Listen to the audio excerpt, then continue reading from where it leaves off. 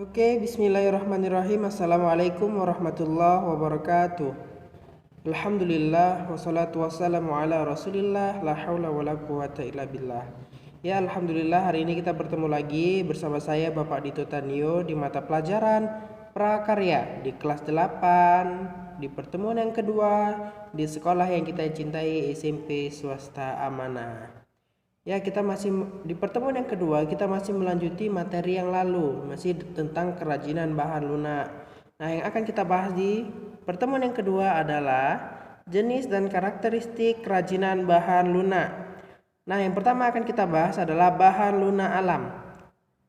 Nah, bahan lunak alam adalah bahan lunak untuk karya kerajinan yang diperoleh dari alam sekitar dengan cara pengolahannya juga secara alami, tidak dicampur maupun dikombinasi dengan bahan buatan. Contoh bahan lunak buatan adalah tanah liat, kulit, getah nyatu, bubur tisu, dan floor clay. Nah, yang akan kita bahas yang pertama lagi, yang itu adalah tentang tanah liat. Tanah liat memiliki warna yang beragam, tetapi semuanya natural tanah, yaitu coklat, ada yang berwarna coklat muda, tua, atau coklat keabu-abuan, serta coklat keputihan. Setiap warna bergantung pada kandungan dari masing-masing tanah tersebut. Nah, itu.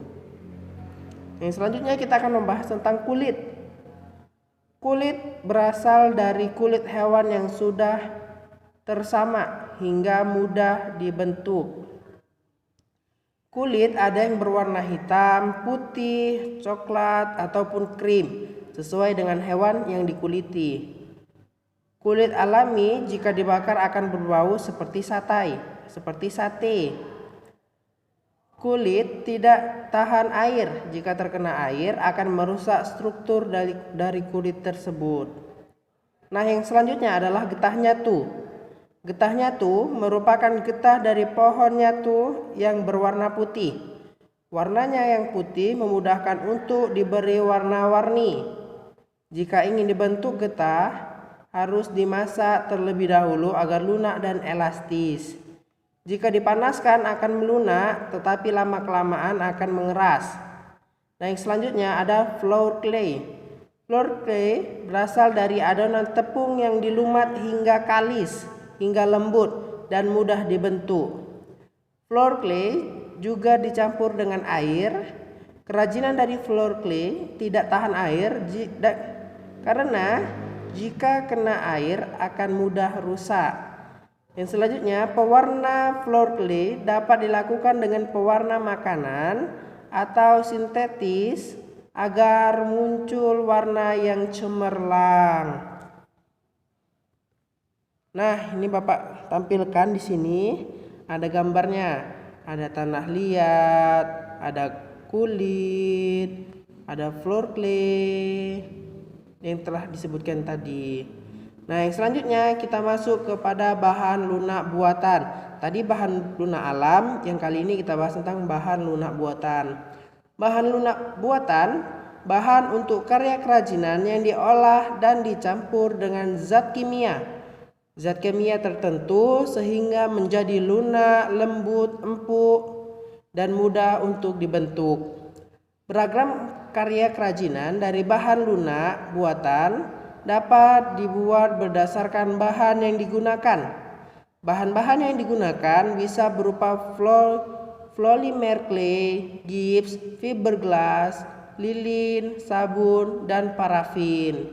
Nah, yang kita bahas yang pertama adalah tentang polymer clay dan plastisin. Polymer clay dan plastisin memiliki ciri yang serupa, memiliki warna yang cerah dan bertekstur padat lunak. Yang membedakan hanya pada polymer clay tidak mengandung minyak, sedangkan plastisin mengandung minyak. Pada saat pengeringan, polymer clay dapat mengeras, sedangkan plastisin tetap seperti semula. Nah, itu yang pertama, polymer clay dan plastisin. Yang kedua tentang fiberglass.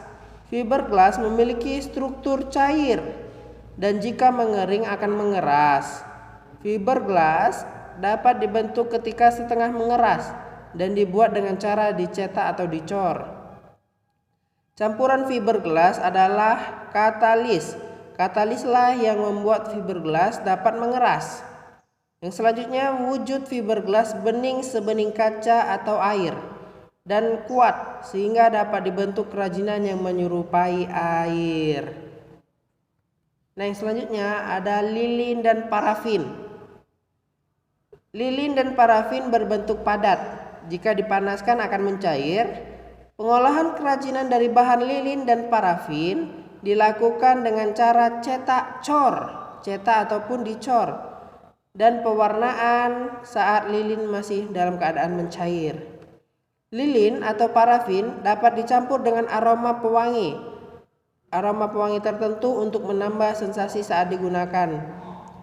Lelehan lilin atau parafin yang terbuang dapat dipanaskan dan dicetak kembali dan dapat dicetak ulang menjadi lilin. Nah, yang selanjutnya ada gips. Wujud bahan gips adalah bubuk dicampur dengan air menjadi adonan yang kental. Mengolah gips harus dengan cara dicetak atau dicor. Gips mudah pecah sehingga harus berhati-hati saat berkarya dengan bahan ini. Nah, yang selanjutnya ada dari bahan sabun. Sabun berwujud padat sehingga dapat langsung diukir. Sabun dapat pula diparut atau dihaluskan dan dibentuk seperti floor clay. Sabun yang didiamkan akan mengeras. Pewarna sabun dilakukan dengan mempertahankan warna sabun atau dapat ditambah biang warna saat dibuat menjadi adonan.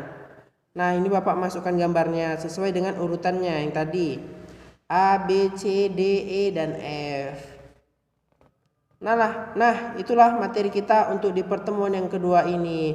Ada tugas untuk anak-anak sekalian. Tugasnya adalah tulislah materi tersebut ke dalam buku tulis prakarya. Tulislah materi yang telah Bapak sampaikan barusan, yang kita sampaikan di pertemuan kedua, ke dalam buku tulisnya. Nah, itu saja materi kita kali ini. Insya Allah bermanfaat untuk kita semua. Dan pesan Bapak untuk anak-anak sekalian, tetaplah di rumah, stay at home. Kalau keluar rumah pakai masker. Dan jangan lupa berdoa semoga COVID-19 cepat berlalu dan kita dapat belajar dengan bertatap muka ataupun belajar di sekolah kembali. Terima kasih. Assalamualaikum warahmatullahi wabarakatuh.